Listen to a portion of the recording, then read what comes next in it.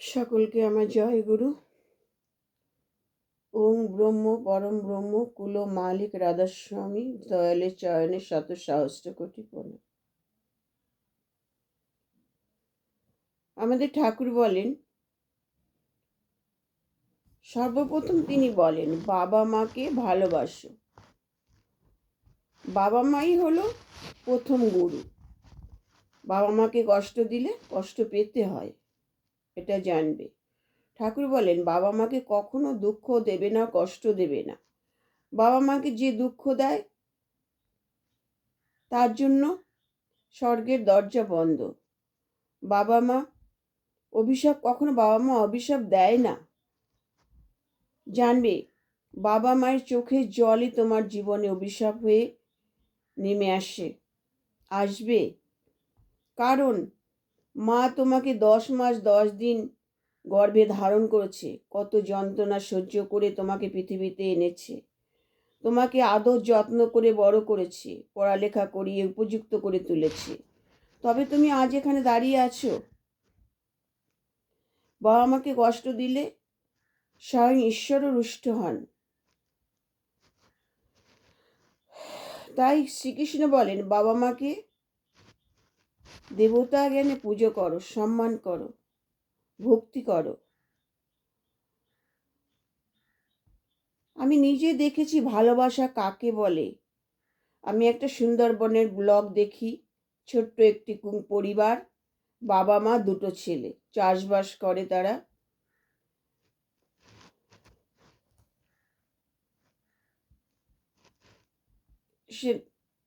সেখানে দেখেছি যে ছেলে বড় ছেলেকে বিয়ে দিয়েছে, ঘরে বউ এনেছে। তারা কিন্তু অত শিক্ষিত না, বাবা মা অশিক্ষিতই বলতে হবে। তারা একটা পরের মেয়েকে কিভাবে নিজের করে নিয়েছে, তারা এটা বোঝে, অন্তত এটা বুঝতে পারছে যে আমার ছেলের বউ, এটা আমার সারা জীবনের জন্য তাকে আমরা ঘরে এনেছি। আমার ছেলে একে নিয়ে সুখে থাকে, আর আমার ছেলে সুখে থাকলে আমরা সুখে থাকবো। এই জিনিসটা তাদের মধ্যে বোধগম্য আছে, যেটা একটা শিক্ষিত ঘরেও হয় না।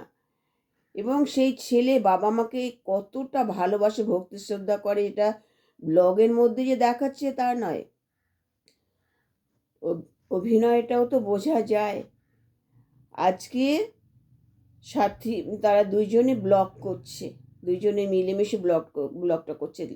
ছেলেটা পড়াশোনা জানে, তার ব্লগ যখন ভিডিও করে কত সুন্দর কথাবার্তা কত সুন্দর করে বলে। আজ সেখানে কাজ নেই, সে 6 মাসের জন্য কলকাতায় আসছে কাজের জন্য। সেই তৈরি হয়ে গেছে, জামা কাপড় রেডি হয়ে গেছে, ব্যাগপত্র। বাবা মাঠে কাজ করছে, বাবা আসতে গেলে সময় লাগবে। সেখানে বাবার কাছে গেল অনুমতি আনতে। সেখানে গিয়ে বাবাকে প্রণাম করলো, বাবাকে জড়িয়ে ধরলো। বাবার চোখে জল, ছেলের চোখে জল। আবার সেখান থেকে বাড়ি ফিরে মায়ের অনুমতি নিল, মায়ের পায়ে প্রণাম করলো, মাকে জড়িয়ে ধরে। ছেলে কি কান্না, মনে হচ্ছে কত দিনের জন্য বিদেশে যাচ্ছে। তার স্ত্রীও পাশে দাঁড়িয়ে আছে। তার আবার স্ত্রীর কাছে সে বিদায় নিল, অনুমতি নিল, আর বলে গেল তুমি বাবা মাকে দেখবে, বা মাকে নিয়ে ব্লগ করবে। কত সুন্দর করে বলে গেল। মাকে প্রণাম করে আশীর্বাদ নিল। এইটাই বলে ভক্তি, বাবা মাকে ভালোবাসা। আর যে ঘরের মেয়েটি এসেছে সেও অতি লক্ষ্মীমতী মেয়ে, শ্বশুর শাশুড়িকে নিয়ে সকলকে নিয়ে কত সুন্দর করে মিলেমিশে আছে। স্বামীকে বলছে তোমাকে যেতে হবে, মন খারাপ করলে চলবে না, আমাদের তো টাকার প্রয়োজন না সংসারে, তোমাকে তো যেতে হবে, আমি বাবা মাকে সামলে রাখবো। তাই এই হচ্ছে আসল শিক্ষা শুধু পড়াশোনা করলে তো হয় না, তার সাথে চাই আসল শিক্ষা, সংস্কার। এই যে বাবা মাকে ভালোবাসা, পায়ে হাত দিয়ে আশীর্বাদ নেওয়া, এখনো সেই ইয়েটা রয়ে গেছে। আমি আরেকটা ব্লগ দেখি, বীরভূমে একটা 51 পরিবার, কি শিক্ষা কি সংস্কার পরিবারে। সেখানে আজকে কয়েক বছর মানে সেই দাদুর ঠাকুরদার থেকে তারা 51 পরিবার। ঠাকুর সেই শিক্ষা সংস্কার দিয়ে গেছেন। ঠাকুর সেই শিক্ষা সংস্কার দিয়ে গেছেন।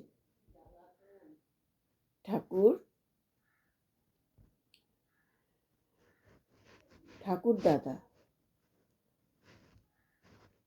আর সেইভাবেই চলছে। তা ঠাকুরদা বেঁচে থাকাকালীনও আমি তাদের ব্লগগুলো দেখেছি। ঠাকুরদা বেঁচে থাকাকালীন ব্লগগুলো দেখেছি। তা ঠাকুরদাদা ঠাকুমাকে কত মানে ভালোবাসতো, ভক্তি শ্রদ্ধা করতো। ঠাকুরদাদার ঘরে গিয়ে প্রতিদিন দুবেলা করে খোঁজ নেওয়া, ঠাকুরদাদা কেমন আছে, তার তার যে সেবা যত্ন, কোনো ত্রুটি নেই। আবার ওই বড় ছেলে শানু কত ভালোবাসে বাবা মাকে, সকলের দায়িত্ব তার। বাবা মা কাকা কাকিমা ঠাকুরদা ঠাকুমা, হ্যাঁ, সকলের দায়িত্ব যেন তার উপরেই। আর সেখানেও একটা পরের মেয়ে এসেছে, তারা নিয়ে এসেছে ঘরের বউ করে, তাকেও তারা নিজের মেয়ের থেকেও ভালোবাসেন। তারা আদরে যত্নে ভরিয়ে রেখেছেন। এতটুকু কুটোটা করতে তাকে দেয় না। আজকে 3-4 বছর হয়ে গেল, ছেলে হয়েছে, সেই বড় ছেলের ঘরে ছেলে হয়েছে। আজকে ছেলে 3 বছর 4 বছর। এখন দেখি সেই তনু মানে ঘরের বউকে কিছু কাজ করছে, রান্নাবান্না করছে, ঠাকুমা শাশুড়ির থেকে শিখে। আর তাদের ব্লগটাই রান্নাবান্না, গ্রামে রান্নাবান্না দেখানো, আর 51 পরিবারের যে কাজকর্ম সেইটাই দেখানো।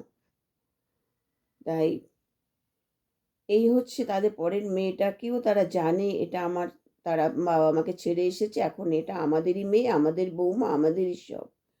আর সেই মেয়েটিও জানে এই সকলকে নিয়ে আমাকে মিলেমিশে থাকতে হবে। কত সুন্দর আমাদের ঠাকুর এটাই চেয়েছিলেন, এই রকম 51 পরিবার সকলে মিলেমিশে থাকবে, একটা তার মধ্যে একটা শান্তি থাকবে, আনন্দ থাকবে, আনন্দে ভরপুর থাকবে সংসার।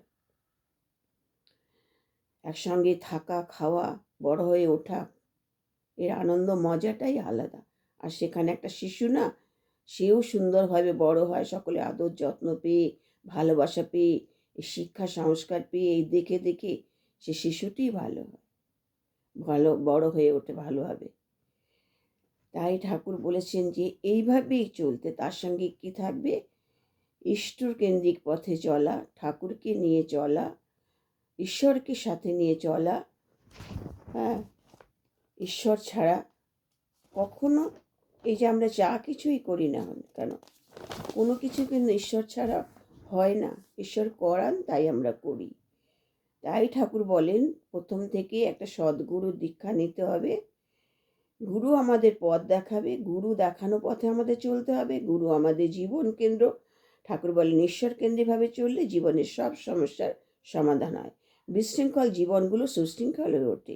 দীক্ষা নিলেই তাকে শিষ্য বলে না, আর স্কুলে গেলেই তাকে ছাত্র বলে না। গুরুর আদেশ সর্বদা পালন করতে হবে, বিনা ওজোরে, বরং পরম আনন্দে। গুরুই ভগবান, গুরুই ঈশ্বরের প্রতীক, গুরুই আলো দেখায়। তাই গুরু বলেন সদ্গুরু শরণাপন্ন হও, সৎনাম মনন করো, আজ সৎসঙ্গের আশ্রয় গ্রহণ করো, তোমাকে আর পিছন ফিরে তাকাতে হবে না।